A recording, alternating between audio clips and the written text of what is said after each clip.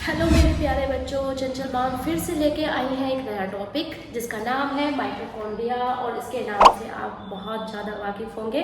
Cell का ही भाग है, मेम्ब्रेन बाउंड है। तो ये माइटोकॉन्ड्रिया है जिसके दो भाग होते हैं। आउटर जो लेयर है उसको कहते हैं आउटर मेम्ब्रेन। सेकंड जो लेयर होती है वो फोल्डेड होती है, जिसमें जो ये फोल्डेड जो फिंगर लाइक जो प्रोजेक्शन आपको दिख रही है इनको हम क्रिस्टी बोलते हैं।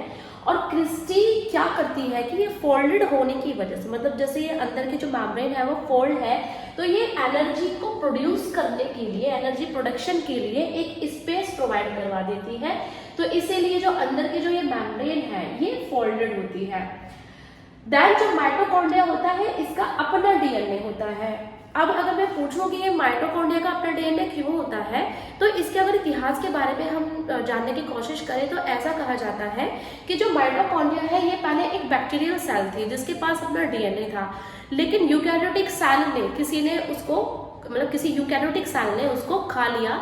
तो लेकिन आज तक ये जो एक एज अ बैक्टीरिया के रूप में ये किसी लिविंग बॉडी में आज भी रह रहे हैं। और दूसरी चीज ये है कि जो ये डीएनए है ये हेल्प करता है जो यहाँ पर एनर्जी जो प्रोड्यूस होती है उसमें ये हेल्प करता है डीएनए। लेकिन जो ये इनहेरिट होता है, मतलब जो आता है डीएनए, ये सिर्फ मदर से आता है।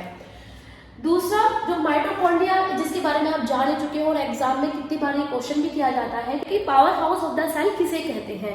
तो जो powerhouse of the cell है ये हमारा माइटोकॉन्ड्रिया होता है, जिसे हम हिंदी में बोल सकते हैं कोशिका का ऊर्जा गृह। और ये जो ऊर्जा होती है ये किसकी फॉर्म में कोशिका में पाई जाती है? एटीपी की फॉर्म में, जिसकी फुल फॉर्म एग्जाम में पूछ ली जाती है, जिसे बोलते हैं एडिनोसिन ट्राइफॉस्फेट। मतलब कि एक तरह की प्रोटीन है जिसमें कितने फॉस्फेट मिलते हैं? हमारे 3 फॉस्फेट मिलते हैं। अब ये एटीपी का फॉर्मेशन होता कैसे है कि जब हम कोई भी फूड खाते हैं तो उसका ब्रेकडाउन होता है थ्रू सेलुलर रेस्पिरेशन। मतलब आप कह सकते हैं कोशिकीय श्वसन के थ्रू हमारा जो फूड का ब्रेकडाउन होता है, उसी ब्रेकडाउन से किसका निर्माण होता है? एनर्जी का निर्माण होता है, या कह सकते हो एटीपी का निर्माण होता है।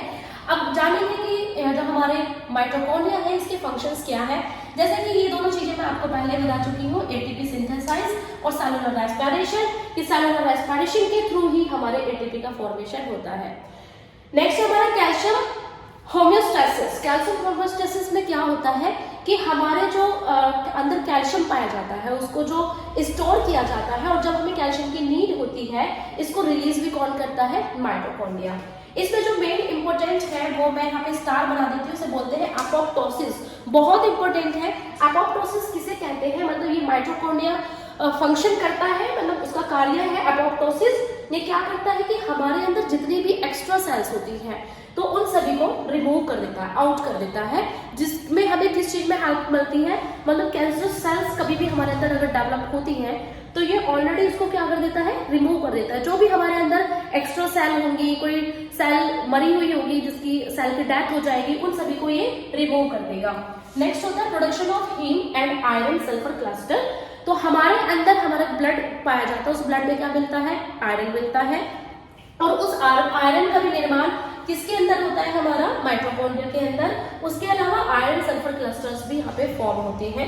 आयरन को कहा जाता है कि जो हमारा हीमोग्लोबिन होता है, हीमोग्लोबिन का सेंट्रल मेटल एटम किसे कहते हैं? तो हीमोग्लोबिन का सेंट्रल मेटल एटम होता है हमारा आयरन। इसीलिए अगर आयरन की बॉडी में कमी हो जाती है तो हमें एनीमिया रोग हो जाता है। यहाँ पे फैक्ट्स के बारे में जानेंगे तो जो माइटोकॉन्ड्रिया है वो भी यूकैरियोटिक सेल्स में पाया जाता है, और आरबीसीज में ये भी बहुत कम पाया जाता है। मुझे लगता है कि आज की जानकारी भी आपको बहुत पसंद आई होगी। अगर आपको सच में पसंद आई है तो आप मेरी वीडियोस को लाइक करिएगा और मेरे चैनल को सब्सक्राइब कर दीजिएगा। Thank you.